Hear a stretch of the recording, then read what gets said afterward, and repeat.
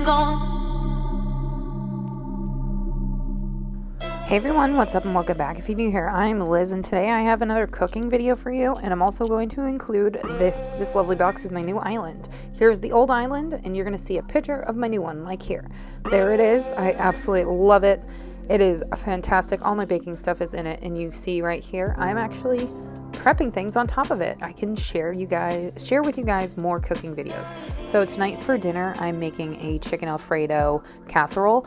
I used to make this in college, and one of my old friends from college, her name is Carrie, she made this once. She doesn't add pesto to it. I add pesto to it because it just gives the sauce a better flavor. So first things first, I'm chopping up some onions. I'm going to chop up some mushrooms and just kind of like slice through some spinach, and I am also going to cut up my chicken and season that and cook that in a pan. You're going to see all of it, and I didn't realize how much you guys actually like my cooking videos until I looked at my content analytics.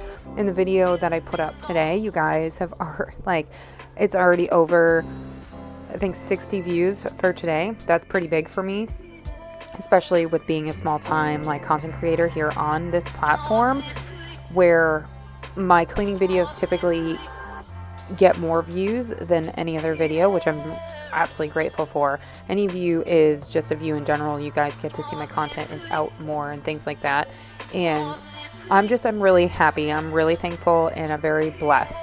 Here I am chopping up the mushrooms. I'm going to add that to the big clear bowl that has the onion in it, and then I'm going to do the rough chop of the spinach. I tried to speed up a lot of this footage as much as I felt was necessary for you guys to see less transitions and me walking around the kitchen and spots where I'm not in it and things like that. I'm just using a handful of spinach. Again, I don't have exact measurements or exact sizes for the veggies. I kind of just eyeballed it. Here I'm taking it over to the pan or over to the countertop, because here I'm going to cut up my chicken. At first I was going to cut it up with a knife, and then I was like, I'll just use my kitchen shears, which I guess is typically what you use the kitchen shears for, cutting up meat, and you can also just cut up trim veggies and flowers and things like that. It's one of those kitchen tools that everybody just kind of uses as regular scissors and not as kitchen shears themselves. So what I am doing is cutting everything up, and I am seasoning it, and then I am going to add this chicken to the pan. The pan on the stove is a deep dish skillet, and I also have a pot of water going. It's one of the sauce pots. I have basically 3/4 of the pan is full of water, salted water, and this deep dish skillet, I have avocado oil at the bottom of it, and I'm just going to put the chicken in, and then I'm going to add just everything after the chicken is cooked through to a certain point, just so everything can marry together. I'm also adding some salt and pepper to the other side of the chicken, because the side that I put down is the more seasoned side. Salt and pepper, garlic powder, onion powder, Italian seasoning, and then I also use another seasoning in this as well, which is a high-flying chicken. You'll see it. I end up showing the bottle itself. My husband picked it up because he made chicken and dumplings one night and added this to it, and it was fantastic. I highly recommend this seasoning if you ever find it. You'll see it, and if I can link it down in the description box, I will. So after I add it, there it is, the blue hog kitchen seasoning. I will put it in the description box, like I already mentioned. So after the chicken is cooked through to a certain point, that's when I added in the mushrooms and the onion, and then you want to cook that down. I did add a little bit more of avocado oil in the pan, just so it has a nice sear on it. Here is some broccoli. This is frozen broccoli, and I'm doing the frozen on purpose, because once it starts cooking down, you're going to get some of that water in the pan. Then when I add my sauces, it's all going to develop together. It's kind of like having the pasta water in the pan, but it's not pasta water, it's actually from the veggies. This is a little trick that I picked up in college because it helps thicken your sauce. So after I added that, that's when I'm going to add more of that Blue Hog seasoning on top of the broccoli, just to get it all married together. And after this is cooked for a little bit, and after the pasta is fully cooked and done, which I used the penne pasta from Target, just the Good and Gather brand, and brought that to a boil. I'm now going to drain that in the sink and bring the pot back to the stove. I'm also putting some butter in the pan to butter up the noodles, because once those noodles meet the sauce in that butter, it's going to coat everything all perfectly. Here's an overview of the saucepan.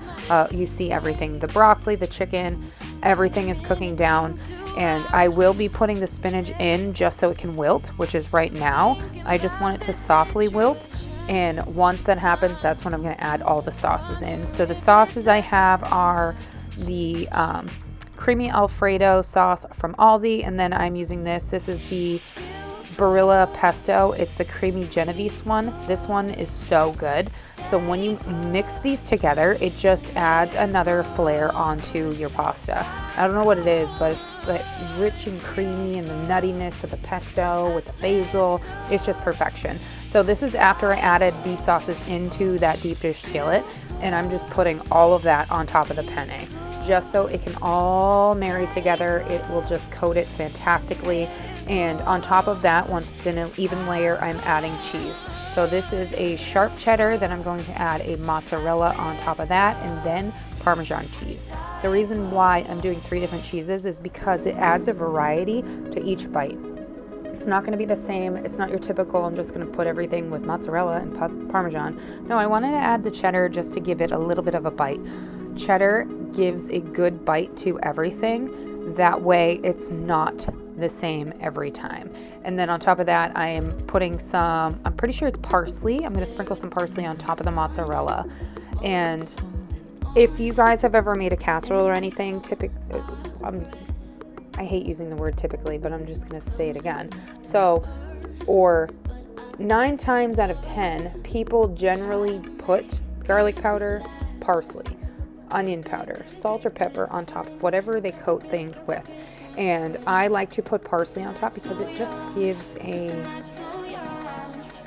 just adds another something to it.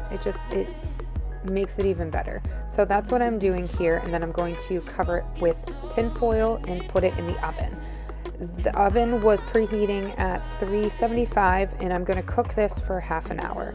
And the reason I'm cooking it for half an hour is because you want that sauce to marry in with the pasta, and if the chicken's not fully cooked through, that gives the chicken extra time to be cooked through and heated through. And this dish I'm using is actually from Hearth and Hand. I got this as a Christmas present from my mother-in-law, and it comes with the oven safe guard. So when you take it out, you can put it on it and you can put it right on the table. I love this dish. So now the dish is done. I'm waiting for the timer to go off. Here I have my my oven mitts in my hands, and once I take it out, I'm going to take the tin foil off and give you an overview of what it looks like with the melted cheese and everything. Everybody loved this, even my youngest, and she's a picky eater, but she absolutely loved this, and we still have leftovers. This is definitely something that you can make in advance and have leftovers of. So I hope you guys enjoyed this cooking video, and I will see you in my next one. Bye everyone.